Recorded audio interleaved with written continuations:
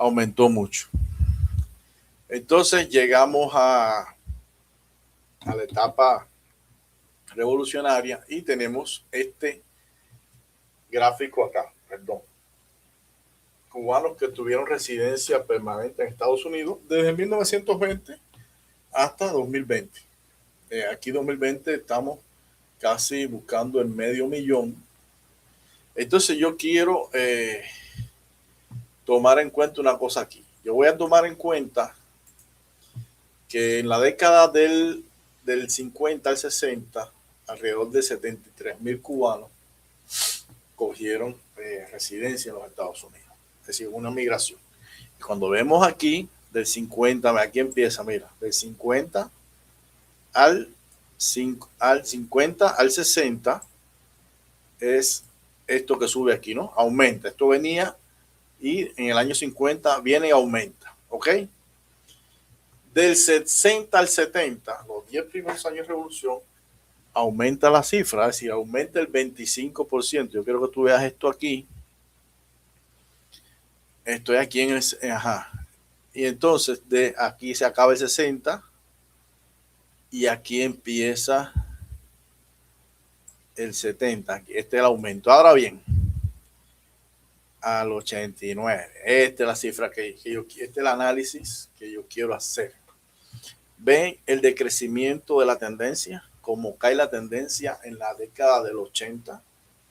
¿Qué significa esta caída de tendencia? ¿Qué significa esto en la realidad social cubana? ¿Qué significa esta baja aquí?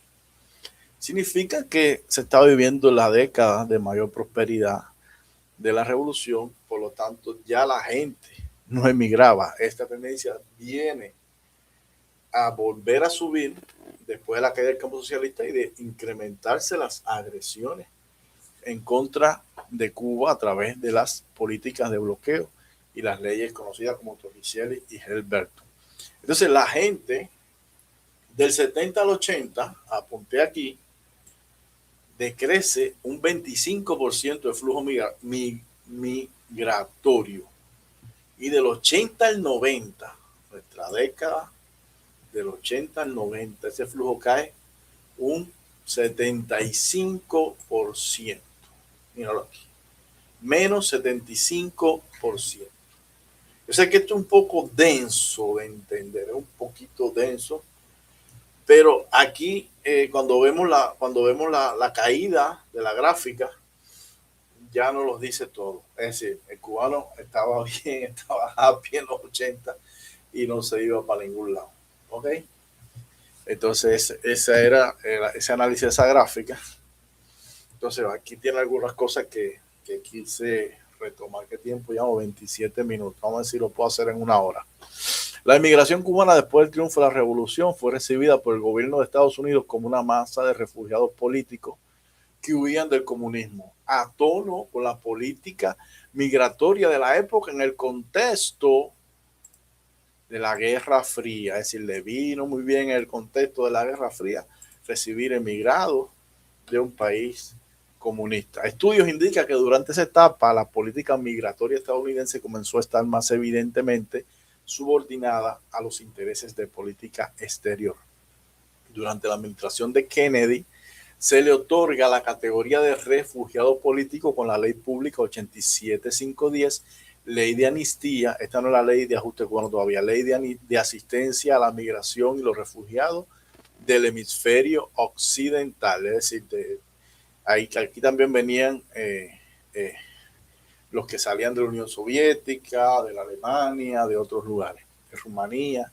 Esa legislación permitió la asignación, legislan porque necesitan dinero para hacer esos planes. Esa legislación permitió la asignación de fondos especiales como el Programa de Refugiados Cubanos y el Centro de Emergencia para Refugiados Cubanos creados en Miami en diciembre del 60. El siguiente respaldo llegó en 1966 cuando el Congreso de Estados Unidos aprobó una única ley para los cubanos, ley para ajustar el estatus de los refugiados cubanos a la de residentes permanentemente legales en los Estados Unidos y para otros fines. para otros fines. Muy, muy bonita esa palabra. Y para otros fines también, y para joder la pista también. Conocida comúnmente como Ley de Ajustes Cubano, que facilita la obtención y la residencia y ciudadanía para todos los cubanos. Entonces, al día de hoy nos preguntamos, ¿cómo puede ser que exista un grupo tan grande de cubanos como los que son, dicen, I-220A, que le niegan hoy el acceso a esa ley? ¿Por qué? Todo tiene una explicación y todo empieza en el gerrymandering. Cuando cambia la percepción de los emigrados, estos emigrados ya no tienen la idea de aquellos emigrados de los años 70. Es decir, ya no vienen con ese afán de tener una política anticubana. Sencillamente ya no les hacen falta. ¿Sabe por qué no le dan el estatus? No es una coincidencia, no es una mala praxis, sino todo forma parte de un plan donde ya no necesitan más refugiados cubanos aquí porque ya, incluso también pudiera ser un aliciente bueno para los que tenemos deseos de que las cosas con Cuba se normalicen de la mejor manera, sino quitando el bloqueo, quitando las sanciones, el embargo y dejándole de hacer agresiones. Sencillamente están dejando que pase la ola de furia, dejando sin papeles a una gran cantidad de cubanos. Entonces, atraído por el tratamiento preferencial, se registraron en Estados Unidos unos 208.536 migrantes cubanos entre el 61, alrededor de 200.000, y el 70. 264.800 entre el 72 y el 80, y mira el bajón aquí, y 144.578 entre el 81 y el 90. 169.322 entre el 91 y el 2000. Pero es decir, estos movimientos no fueron regulares, y sino que se incrementaron o reducido drásticamente en varios momentos a partir de la propia evolución del conflicto entre ambos países y en la medida de apertura o cierre de fronteras estadounidenses, así como acuerdos bilaterales. Hay que tener en cuenta que en aquella época hubo biombo, hubo la crisis de Balcero, y entre otras. En este sentido, tomando en consideración la variedad de factores involucrados, el autor subdivide la etapa iniciada a partir del triunfo de la revolución en varias subetapas que comienzan en 1959, 1965, 1980, 1994 y 2013 en adelante. Estas distintas oleadas migratorias traían consigo historias diferentes derivadas del contexto social donde se formaron en el momento de su emigración y el grado de representatividad respecto a su sociedad de origen.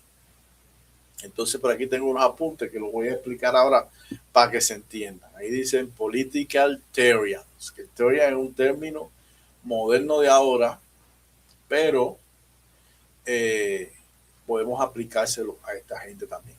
Los primeros llegados a partir de 1959 asumieron, y subrayo esta palabra, asumieron la condición de exiliados, pensaron que eran exiliados, y construyeron su identidad grupal desde esa lógica de asumir que eran exiliados. Es decir, es una idea como esta que tienen los Terrian ahora, que se piensa que son perros, que son gatos. Ellos asumen eso y se construye una identidad grupal en referencia a esa asunción de que asumen de que son exiliados. En realidad, subrayo aquí entre paréntesis, salvo el núcleo asociado directamente con el gobierno dictatorial de Fulgencio Batista, es decir, los poquitos ahí mandamases de Batista, los políticos, los balas, los senadores, un poquito de gente, no sé, 1,000 gente, 2,000 gente, 3,000 quizás, no sé. En realidad, salvo ese núcleo, los restantes abandonaron Cuba debido a los efectos de las transformaciones socioeconómicas desarrolladas en el país. La gran mayoría no fueron expulsados, sino que decidieron emigrar por la amenaza a sus estilos de vida, aunque eso no niega un contenido político. de esa migración, especialmente a nivel de percepciones. Es decir, es una percepción que tú, y esa percepción se contagia de un grupo a otro porque es una identidad grupal que se construye a través de la idea de exilio, exilio histórico, exiliado Marielito. Entonces, son exiliados.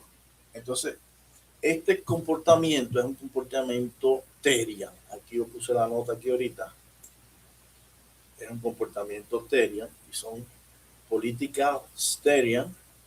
Y este perrito que está aquí es una representación de esta forma en que esa comunidad se construye una identidad de exiliado cuando realmente salieron del país sin que nadie los obligara. Algunos casos sí, pero la gran mayoría no. Las oleadas postrevolucionarias iniciales estaban formadas en gran medida por los estratos superiores de la sociedad cubana, además de franjas de la clase media y obreros calificados. Esto es evidente si observamos que las personas llegadas a Estados Unidos entre el 59 y el 62 en edad laboral, el 31% se desempeñaba como ejecutivos, empresarios y profesionales.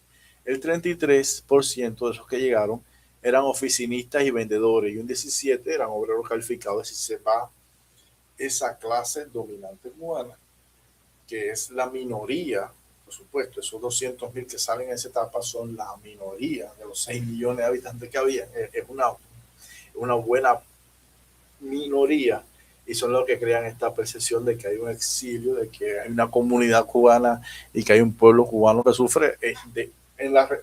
Son esos 200,000 nada más.